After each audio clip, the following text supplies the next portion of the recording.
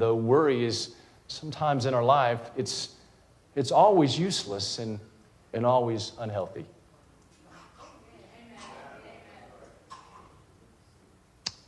In this greatest sermon of all history, the Beatitudes, Jesus is clear on the issue of worry, or in other words, or anxiety. But he says, in 9 verses that we read, he says 3 times, don't worry. So if I was going to sum up what Jesus' teaching on worry is, I would say, don't worry. Tell somebody next to you, don't worry.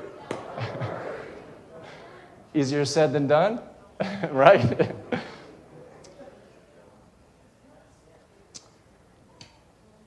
Now, I want to give some disclaimers before we dig into these verses.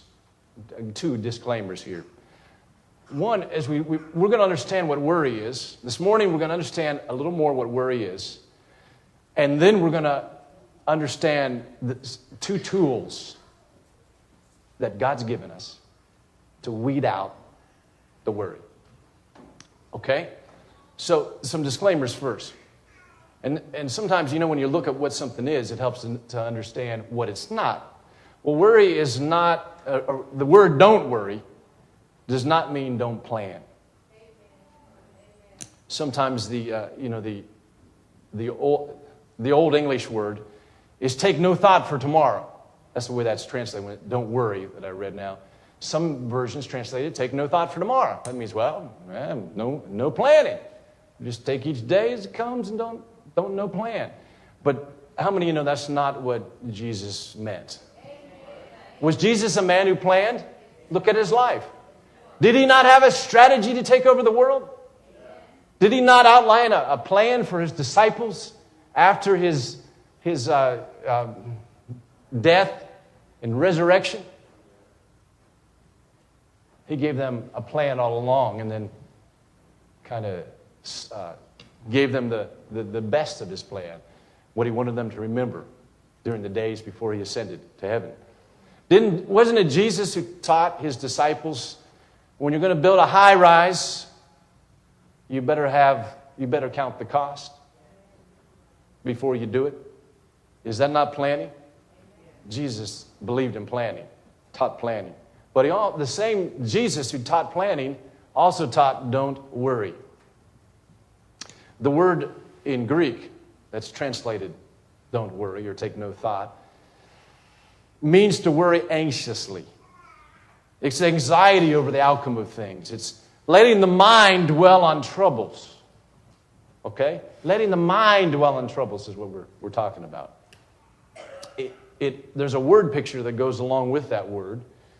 Often the Greek is a very vivid language, and the word picture is to be drawn, to be two-minded or double-minded, is to be drawn in 2 different directions. And worry does exactly that. It pulls us apart.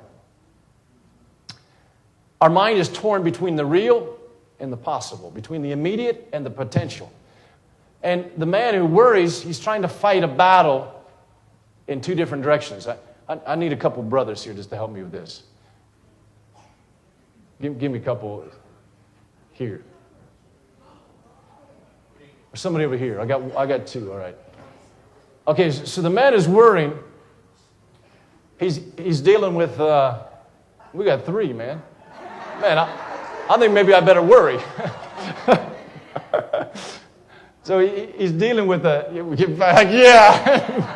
I'll take it. But he's dealing with the things in the present. He's trying to fight this guy in the present.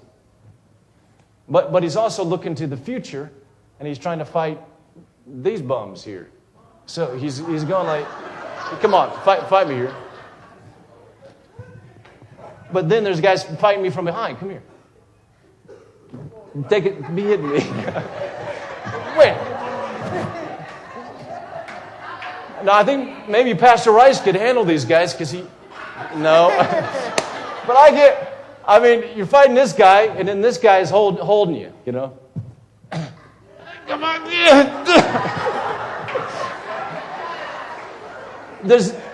The man who worries is torn in 2 directions, present and the future. And he's bound to lose the fight.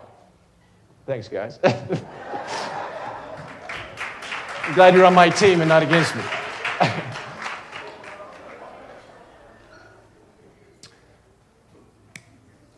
Worry attempts to live in the future. And there's two problems with living in the future. One is the future isn't here. And the second thing is the future isn't yours. Nothing can be done about it.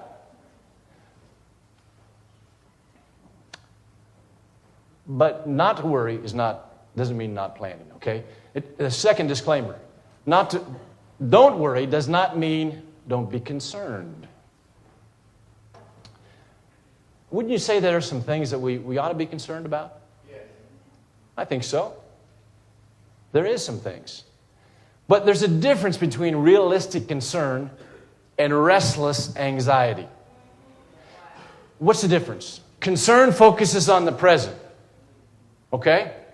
But worry, that's attached where? To the future. The present is before us, and there's some things that we can do. But the future is out there, and there's nothing you can do to make any difference about that out there. What could, might, would have, could have happened. Jesus, when he's talking about worry, is talking about this bondage, this captivity to worry. And we'll just, as we go here, we're going to discover what worry is, and then we're going to look at some tools to overcome, to weed it out. There's two sections that we looked at. The verses we read this morning, there's two sections. Matthew 6:25 through 32, and then the last two verses, 33 and 34, stand alone. Let's dive into the first two sections.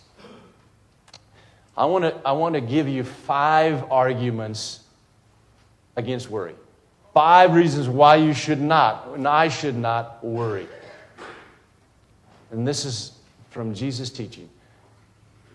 We're going to look at 5 verses, and there's one in each verse. The first one, verse 25, I'll read that again. Therefore I say to you, do not worry about your life, what you will eat or what you will drink, or about your body, what you will put on. Is not life more than food, and the body more than clothing? You know, as I've read this the last few days, I've noticed that there's a question with every argument. There's a question that Jesus asked. The question here is what he asked. He makes a statement, then he asks a question, but he says, is not life more than food and clothing? In other words,